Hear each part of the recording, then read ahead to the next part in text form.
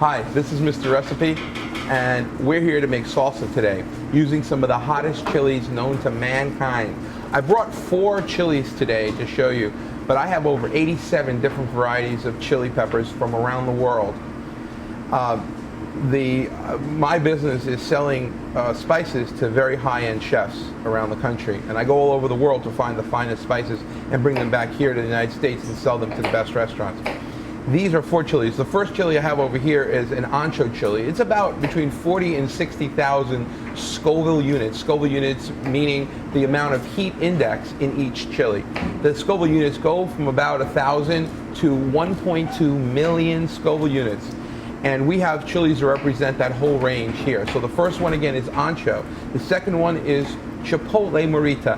These are both from Mexico, and they are excellent chilies, very fruity, and they range from about 40,000 Scoville units to about 80,000 Scoville units. Then we have this chili, which is, everyone probably knows habanero. You've heard habanero, it's very hot. This can go up about 240 to 300,000 Scoville units, very hot chili. And most people used to think that the habanero was the hottest until we found from northern India a chili called Bhut, B-H-U-T, Jolokia, J-O-L-O-K-I-A, Bhut Jolokia, also known in English as Ghost, G-H-O-S-T, Ghost chili. And these chilies are the hottest in the world. These are about 750,000 Scoville units, the ones I have here, but they can go up to 1.2 million. And the hottest ones that were ever on record were 1.2 million Scoville units, and those were grown in a lab in a university setting in New Mexico. Absolutely phenomenally hot chilies. And we're going to be making our salsa today with both of these chilies. So we're going to have the first salsa. There'll be 2 separate salsas.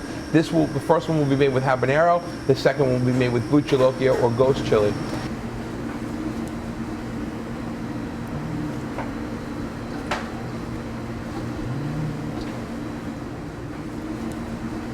Basically, what we're going to do with the parsley is we're going to chop it really, really fine. So this is Italian parsley, and it really gives a nice flavor. I don't, for cooking, curly parsley isn't something that I really like to use. But the flat parsley, the Italian flat parsley, is really, really delicious and adds a great flavor to this salsa.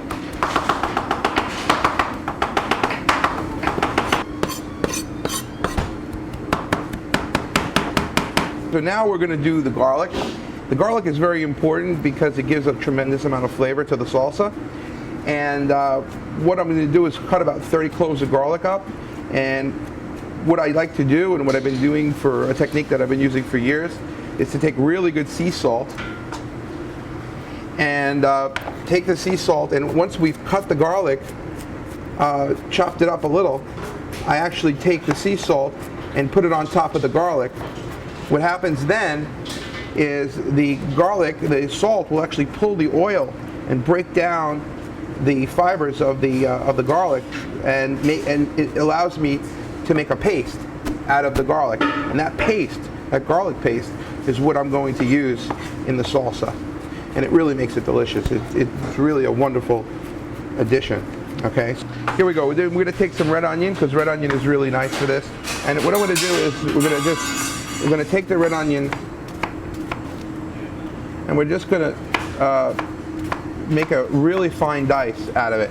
So I'm just going to take the onion and score it, and then just go right down and make a nice fine dice out of it.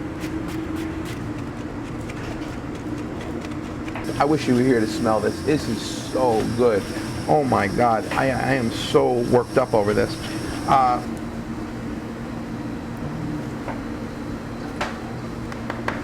Okay, so now I would say that this garlic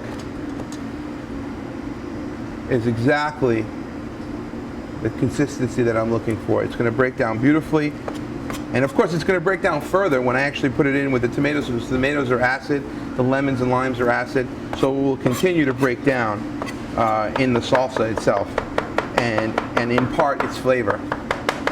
All right, so now we're going to actually start cutting up the tomatoes. And these are beefsteak tomatoes. So I mean, you can use, you know, I've used plum tomatoes and I've used all kinds of tomatoes. You just use the tomato that you like or the tomato that is available at the time. Okay, so now what I'm going to do is I'm going to cut the tomatoes into a very small. We're going to add a little bit more of this Italian parsley. We're going to add some more garlic and some more of my delicious red onion. Look at that color. Isn't that beautiful? I just love that.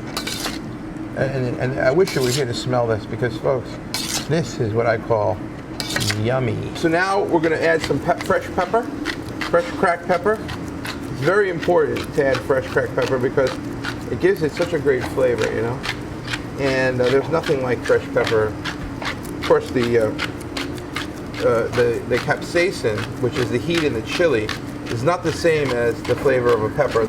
Okay, now, for the pièce de résistance, we're going to have some lemons and limes. Now, the lemon and the lime adds tremendous flavor, and so we're going to add a lot. Now, normally I would add the zest as well. I would take the outside zest, but for this recipe we don't need it because the hot chili is going to take over a lot of that. And but if normally I would zest like 10 of these lemons and limes, and I would use my trusty microplane and you know, just zest it like that. You know, put it right in there like this.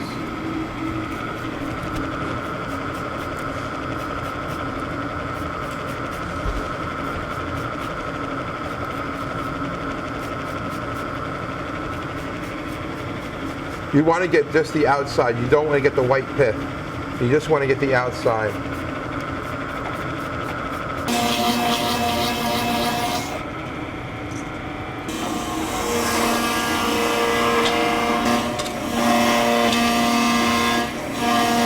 If you can see the color, it's really beautiful.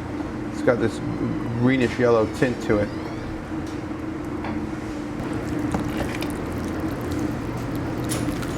Okay, so now, this is my tomato powder. This tomato powder comes from Israel.